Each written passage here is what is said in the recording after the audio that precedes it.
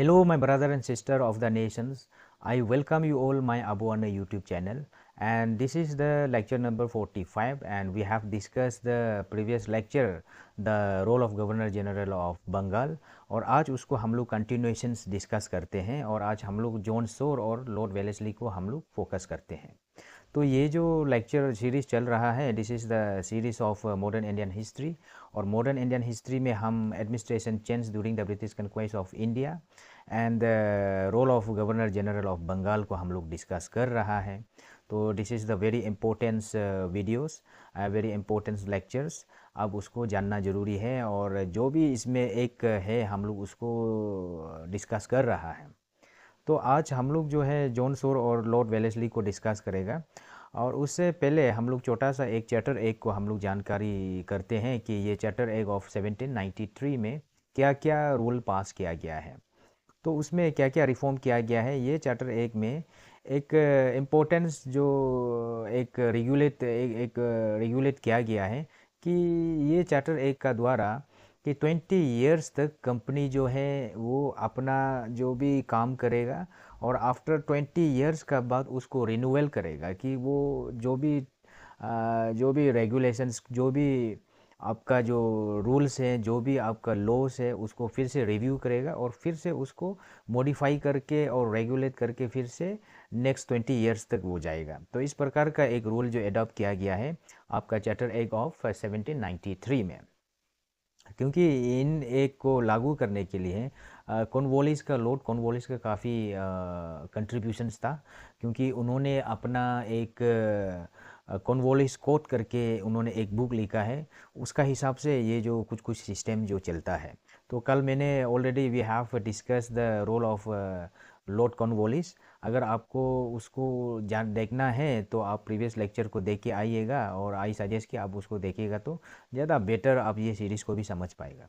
चलो चलो हम लोग आज देखते हैं कि जॉन सोर का जो उसका जो रूल्स क्या क्या होता है, उन्होंने क्या क्या रिफॉर्मेशंस लाया है, तो हम लोग उसको जानकारी करने की कोशिश करते हैं। सबसे पहले तो जॉन सोर को the made the governor general of Bengal in 1793 to 1798 तक उनको एक गवर्नर जनरल ऑफ बंगाल बना दिया जाता है, and this is the that governor general of Bengal.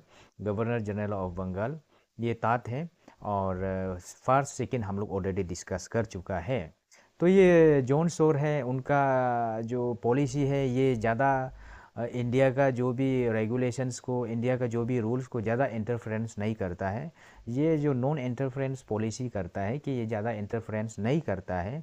But ये जॉन सोर का एक इम्पोर्टेंस पॉइंट है the permanent settlement. The permanent settlement को उनका द्वारा इम्प्लीमेंटेशन किया गया है। ऑल्सो ही वॉज सजेस्ट, वो उन्होंने सजेस्ट भी किया है आपका लॉर्ड कॉर्नवालिस को ये परमानेंट सेटलमेंट करा दो बोल के। और ये परमानेंट सेटलमेंट क्या है और किस प्रकार से होता है मैंने कल थोड़ा बहुत डिस्कस किया, और आगे लेक्चर्स में भी हम उसको डिटेल्स में भी डिस्कस करेगा। तो उसको आपको जानकारी रखना है कि जॉन सोर का द्वारा ये परमानेंट सेटलमेंट को इम्प्लीमेंटेशन करा दिया था, और ये काफ़ी क्वेश्चंस में भी ये आ जाता है, ठीक है। और उसका बाद ये जब जॉन सोर जब पावर के ऊपर में था, तो उन्होंने आपका जो ये मराठा लोगों का साथ में थोड़ा बहुत कन्फ्लिक्ट होता है, और उसी कन्फ्लिक्ट में इन्होंने काफ़ी एक पॉलिसी आपका ये जो कॉन्स्पिरेसी जो आपका नाना फडनीस करके, उसका समय में ही आपका माधव नारायण राव का डेथ हो जाता है मराठा एम्पायर में।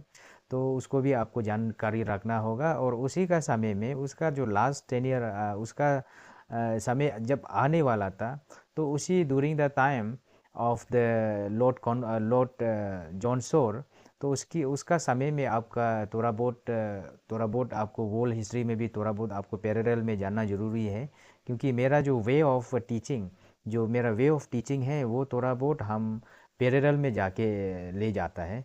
पैरेलल का मतलब है क्रोनोलॉजिकल, जो भी इस समय में इंडिया में क्या हो रहा था, और उसी समय में उसी सिचुएशंस में जो वर्ल्ड का हिस्ट्री किस प्रकार से चल रहा था, हम उसको थोड़ा बहुत करके हम आपको यहाँ क्या चल रहा है, यहाँ क्या चल रहा है, हम उसको आपको डिवाइडेड करके थोड़ा बहुत पैरेलल वे में हम आपको समझाने के लिए कोशिश करेगा। तो क्या हुआ है, 1798 तक आते आते आपका निपोलियंस का राइस होता है। निपोलियन करके एक फ्रांस का जो मिलिट्री चीफ जो काफ़ी पॉपुलरिटीज हो रहा था, और उन्हीं का कारण से ये जॉन सोर का जो पॉलिसी है, ये जो थोड़ा बहुत वी कैन से जो इंडिया के लिए है उतना we can say aggressive policy नहीं लगाता है। तो उसी समय में आपका लॉर्ड वेलेस्ली को इंडिया में सेंड किया जाता है, इंडिया में भेजा जाता है कि आप उस रूल को देखभाल करो बोल के। तो lord Wellesley come to power. तो लॉर्ड वेलेस्ली जब आता है तो उन्होंने काफ़ी कुछ जो पॉलिटिकल्स एंड आपका एडमिनिस्ट्रेटिव चेंज लाया है।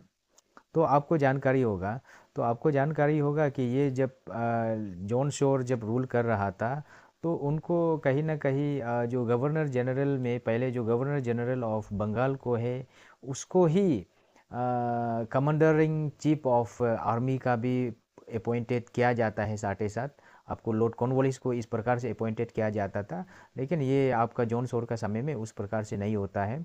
और आपको उसको थोड़ा उसका जो पॉलिसी है मैंने बता दिया, नॉन इंटरफेरेंस ज़्यादा होता है, उसी का कारण से आपका लॉर्ड वेलेस्ली को इंडिया में भेजा जाता है। और जब लॉर्ड वेलेस्ली इंडिया में आता है, इनका कारण से काफ़ी जो वी कैन से कि इंडिया का जो रूल्स को और इंडिया को कैप्चर करने के लिए एंड इंडिया को कंट्रोल करने के लिए उनका कारण से काफ़ी ये फेमस वी कैन से जो पॉलिसी एडॉप्ट किया है। जो आपको जानकारी होना है कि वेलेस्ली लॉर्ड वेलेस्ली का टाइम कितना से कितना तक चलता है, उसका टाइम चलता है 1798 से 1805 तक चलता है। और उसका जो नाम को कभी कभी इसका नाम को जो उसका क्या क्या नाम है उनको भी कभी कभी क्वेश्चंस में आ जाता है, आपको जानकारी होना होगा। उसको हम लोग ये रिचर्ड कोली वेलेस्ली का नाम से भी जनाया जाता है, या मर्क्यू आका वेलेस्ली का नाम से भी जनाया जाता है। तो उसको भी आपको जानना ज़रूरी है। और इन्हीं को ही हम लोग टाइगर, बंगाल का टाइगर भी कहते हैं। और इनका कारण से इनका जो पॉलिसी जो मेकिंग है, उसको हम लोग कहते हैं transform East India company of of in India. इसका मतलब है कि transform East India company empire in India. उन्हीं का कारण से है कि पूरा का पूरा जो पॉलिसी को उन्होंने ट्रांसफॉर्म करता है, और इंडिया में कैसे कंट्रोल में लाना है, किस प्रकार से इंडिया को कंट्रोल करना है। He was make a lot of good policy for the control to the India. तो इस प्रकार से उनको हम लोग जाना जाता है। और उनका कारण से जितने भी जो राजपूत स्टेट हैं, और उनको काफ़ी एनेक्स करता है। और उनका द्वारा दिस इज़ द फेमस जो पॉलिसी है, उसी को ही हम लोग कहते हैं कि सब्सिडरी एलायंस। और हम लोग ये लॉर्ड वेलेस्ली को हम लोग known as the subsidiary alliance कहते हैं। और ये सब्सिडरी एलायंस क्या है, और उनको हम लोग कभी कभी पॉलिसी ऑफ रिंग फेंस भी कहते हैं। पॉलिसी ऑफ रिंग फेंस का मतलब क्या है, थोड़ा बहुत आपको समझाता हूँ।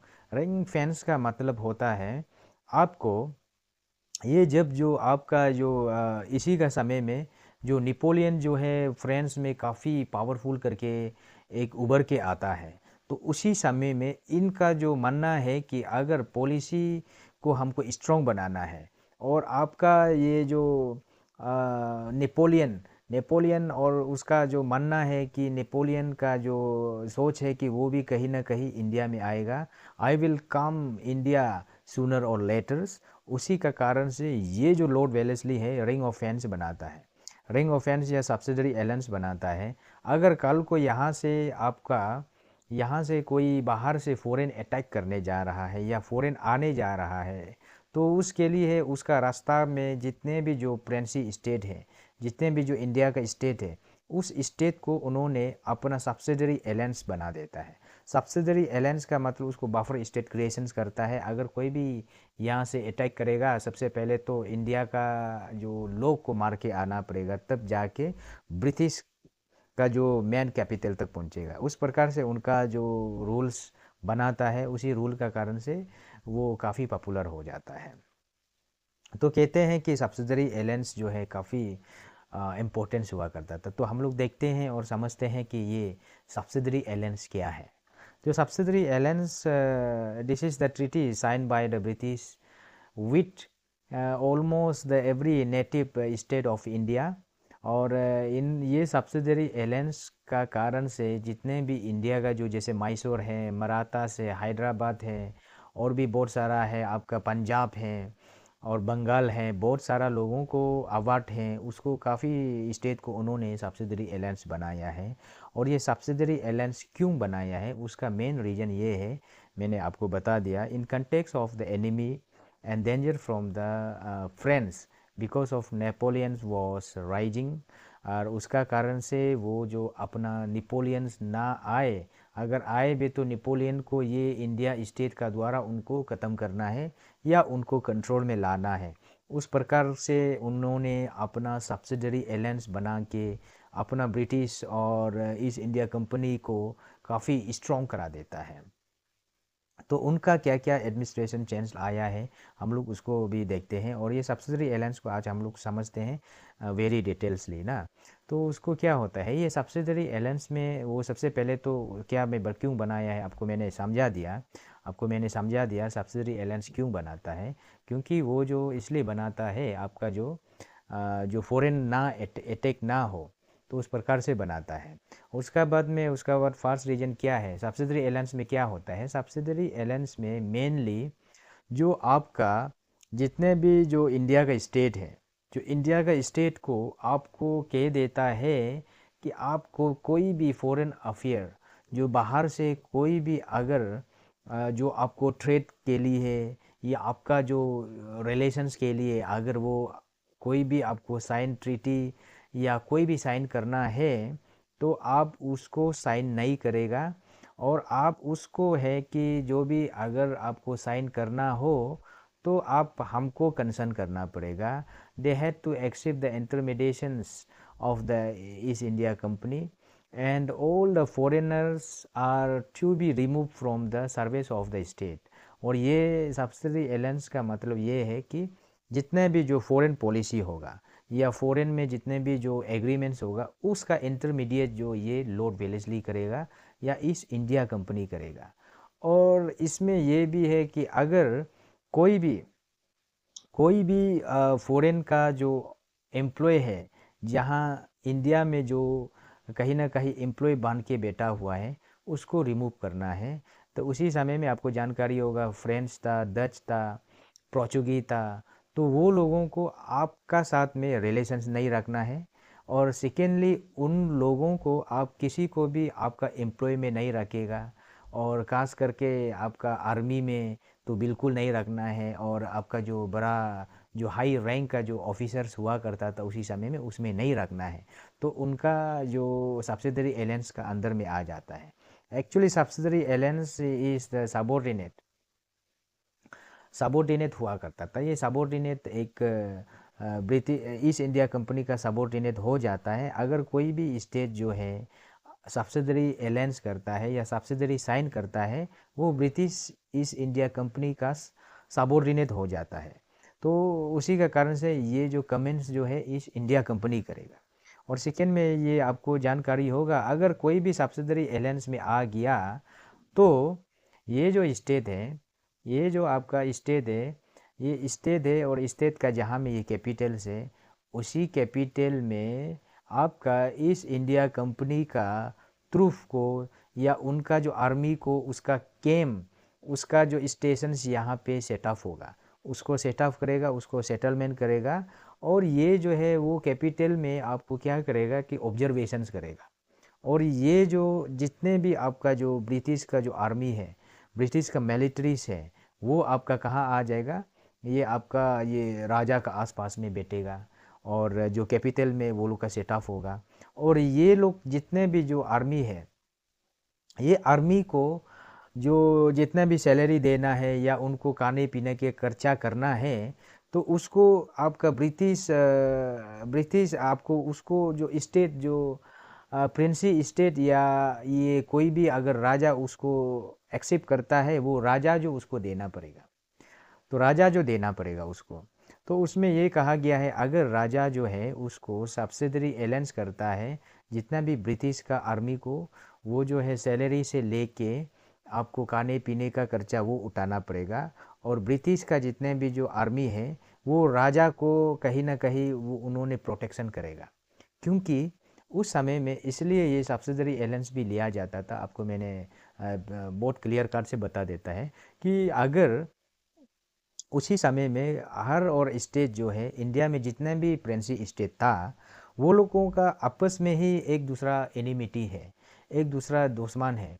तो आपस में ही एक दूसरा को अटैक किया जा रहा था, एक दूसरा को वार किया जा रहा था। तो उसी का कारण से ये इंडिया में जितने भी जो प्रिंसी स्टेट है, तो वो प्रिंसी स्टेट जो ब्रिटिश को अलायंस बनाता है, कहते हैं कि अगर हमको फॉरेन से अटैक करेगा या कोई भी नाइबरिंग मेरा स्टेट से हमको अटैक करेगा, तो अब हमको क्या करना है, प्रोटेक्शन देना है। तो ब्रिटिश ईस्ट इंडिया कंपनी ने कहा कि sure I will protect you, but मेरा जो आर्मी है आपका साथ में बैठेगा, और लेकिन आप पे करना पड़ेगा, अब उसको पे करना पड़ेगा। राजा ने कहा कि हम उसको किस प्रकार से पे करेगा। तो आपका ईस्ट इंडिया कंपनी कहते हैं कि ऑप्शन देते हैं, आप उसको केस में पे कर सकता है या काइन में, या केस ऑफ काइन में आप पे कर सकता है। केस ऑफ काइन का मतलब होता है अगर अगर आप उसको केस में पे नहीं कर पाता है तो काइन में पे करो। काइन में पे करने का मतलब होता है आप जो है इंडिया का जो ब्रिटिश का जो आर्मी है, जो ब्रिटिश का आर्मी मान के चलिए कि ये जो स्टेट ऑफ अवध में है, अवध में ये जो ब्रिटिश का जो ट्रूप जो आर्मी जो यहाँ स्टेशन बेता हुआ है, तो यहाँ में 500 सोल्डर है, 500 आर्मीज है। 500 आर्मी को अगर आप केस नहीं दे देता है तो उसका अकॉर्डिंगली उसका 500 आर्मी का कितना जो पैसा का जो कैलकुलेशन कितना जाएगा, तो उस हिसाब से मान के चलो कि 1 लाख रुपीज़ जो जाएगा 1 मंथ्स में। तो 1 लाख रुपीज़ को अगर आप पे नहीं करता है तो एक लेन का पीस दे दीजिए, एक लेन का पीस दे दीजिए। अगर आप ये लेन का पीस दे देता है तो लेन का जो इक्वल जो लेन का जो पीस है, इनका जो रेवेन्यू कलेक्शन जो equal to the 1 lakh rupees होना पड़ेगा। तो यहाँ से अगर हमको 1 लाख तक अगर उसको रेवेन्यू कलेक्ट कर पाएगा तो अब हमको उसको दे दे तो हो जाएगा, मैं यहाँ से रेवेन्यू कलेक्ट करके हमको दे देता हूँ। तो उस प्रकार से उनका जो पॉलिसी हुआ करता था। उसका बाद अगर ब्रिटिश का जो आर्मी है जो आपका राजा का स्टेशंस में बैठा है, तो ऑब्वियसली आपका राजा का जो आर्मी है उसको डिसबैंड करना पड़ेगा। राजा का अपना आर्मी नहीं होगा, और उसमें जो भी आर्मी होगा वो ब्रिटिश ईस्ट इंडिया कंपनी का आर्मी होगा। और जब ब्रिटिश ईस्ट इंडिया कंपनी का आर्मी होगा उसको पे भी आपका ये प्रिंसी स्टेट राजा का द्वारा पे किया जाएगा। तो इस प्रकार से ये जो सब्सिडरी अलायंस जो लॉर्ड वेलेस्ली का द्वारा बनाता है, तो इनका जो जो सब्सिडरी अलायंस जो काफ़ी इम्पैक्ट होता है, और उसी का कारण से बहुत सारा स्टेट को ये कह देता है आफ्टर द बैटल्स बैटल होने का बाद उसको फाइट करके जीत जाता है, और कह देता है कि आपको अपना आर्मी को डिसबैंड करना पड़ेगा और आप मेरा सब्सिडरी अलायंस में एक्सेप्ट करना पड़ेगा। उस प्रकार का जो चीज़ जो उस समय में चल रहा था, और उसका कारण से ये वेलेस्ली का द्वारा इंडिया को काफ़ी एक्सपांड किया, और इंडिया को कॉलोनी बनाने में कोई नहीं रोका सका था। तो इस प्रकार से ये सब्सिडरी अलायंस चलता है। और ये सब्सिडरी अलायंस में क्या होता है कि आपका जो जो भी इंटरनल और एक्सटर्नल जो भी प्रॉब्लम्स होगा, तो उसको आपका ब्रिटिश ईस्ट इंडिया कंपनी का द्वारा वो उस प्रॉब्लम को देखने के लिए, उस प्रॉब्लम्स को आपको सिचुएशंस को हैंडल करने के लिए ब्रिटिश ईस्ट इंडिया कंपनी का द्वारा जो भी कमिटी हो या जो भी कोई भी पोर्टफोलियो करना हो, वो इस इंडिया कंपनी का द्वारा उसको अपॉइंटमेंट भी किया जाएगा। तो इस प्रकार का ये जो एक ऐसा जो रूल था जो इंडिया को इनका द्वारा काफ़ी इंडिया स्टेट को उन्होंने सब्सिडरी अलायंस किया, और वो सब्सिडरी अलायंस से धीरे धीरे करके ईस्ट इंडिया कंपनी जो है इंडिया को कॉलोनी बनाने में कामयाब हुआ है। तो ये आपका जो सब्सिडरी अलायंस है।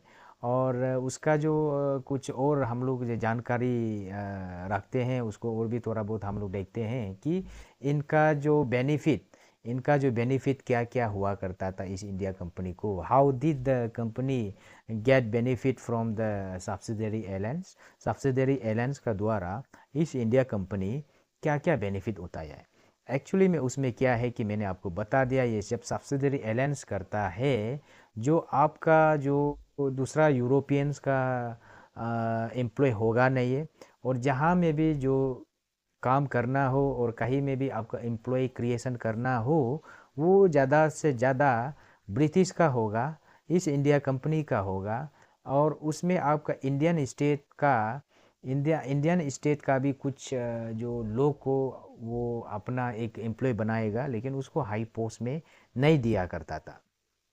और इसमें आपका जो बाहर से बाहर से कोई भी फॉरेन अटैक करने जा रहा है, तो वो जो कहीं ना कहीं सेफ हो जाता है इसी सब्सिडरी एलायंस का कारण।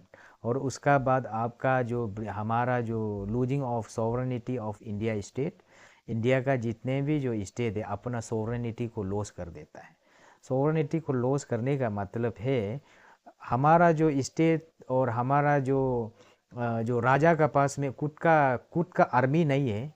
खुद का आर्मी नहीं है तो वो क्या करेगा, वो कुछ भी डिसीजन नहीं ले सकता है। और कुछ भी उनका जो ब्रिटिश ईस्ट इंडिया कंपनी को कुछ भी वो आर्ग्यूमेंट तक भी नहीं कर सकता है, क्योंकि आर्ग्यूमेंट करेगा तो उसका जो जितने भी आपका ब्रिटिश का जो आर्मी है उनको अटैक करेगा, क्योंकि उनका पास जो आर्मी हुआ कर डिसबैंड किया जाता है। और डिसबैंड करने का मतलब है उनका खुद का आर्मी नहीं होता है। अगर खुद का आर्मी नहीं होगा तो आप राजा कुछ भी नहीं कर सकता है। उस प्रकार से राजा का पास ना पावर है, ना अथॉरिटी है, ना उसका पास कुछ राजा का पावर नहीं हुआ करता था। तो उसके साथ ही साथ में क्या हुआ, आपका जितने भी जो प्रिंसी स्टेट हैं, जो उनका एक बेनिफिट है कि जितने भी जो प्रिंसी स्टेट का जो हर एक स्टेट में ब्रिटिश का अपना जो ब्रिटिश आर्मी जो है स्टेशंस कर देता है, और उसका जो अपना अपना एक कैपिटल्स में और राजा का आसपास में आपका स्टेशन सेट ऑफ कर देता है, आर्मी का जो ग्रुप को सेट ऑफ कर देता है। तो उसका कारण से उसको कुछ भी आपको राजा को डिसीजन लेने का एक मौका ही नहीं होता है। और बल्कि वो राजा को प्रोटेक्शन करने का वजह राजा का जो जो फीलिंग, जो राजा का सोवरेनिटी है उनको ख़त्म किया जाता है। और उनको ख़त्म करने का साथ ही साथ राजा का द्वारा उसको पेमेंट भी करना पड़ेगा। तो पेमेंट भी करना पड़ेगा, अगर पेमेंट जो है केस में अगर नहीं करेगा, वो काइन में केस करेगा, जो काइन में उनको पेड करेगा। तो इस प्रकार से आपका लॉर्ड वेलेस्ली का द्वारा स्ट्रॉन्ग से एक ये सब्सिडरी एलायंस बनाता है। और ये सब्सिडरी एलायंस बनाने का बाद जो ब्रिटिश का जो डेवलपमेंट है, इंडिया में रूल करने का डेवलपमेंट है, काफ़ी इंक्रीजिंग हो जाते, काफ़ी बढ़ जाता है। उसका कारण से वो लोग धीरे धीरे करके कंप्लीटली इंडिया को कॉलोनी बना दिया जाता है, टिल 1947 तक बनाता है। उसका बाद आपका वेलेस्ली जो है फाइनली उनका डेथ हो जाता है लंदन में 26 सितंबर 1842 में उनका फाइनली डेथ हो जाता है। और आज का जो लेक्चर्स में हमने कवर अप किया लॉर्ड वेलेस्ली एंड लॉर्ड सोर, और हमने थोड़ा बहुत डिस्कस किया चार्टर एक्ट ऑफ 1793 को भी हमने डिस्कस किया। तो उस प्रकार से जो हमारा जो ये लेक्चर्स को हम लोग यहाँ तक कंक्लूड करते हैं। तो आने वाला लेक्चर्स में हम लोग जो कंटिन्यूएशंस जो भी गवर्नर जनरल है, जो लॉर्ड मिंटो है और जो लॉर्ड डलहौजी है, हम लोग उसको कवर अप करेगा। तो आज का लेक्चर्स को हम लोग यहाँ तक कंक्लूड करते हैं, और नेक्स्ट लेक्चर में हम लोग मिलते हैं, आपका दूसरा गवर्नर जनरल ऑफ बंगाल को हम लोग मिलते हैं।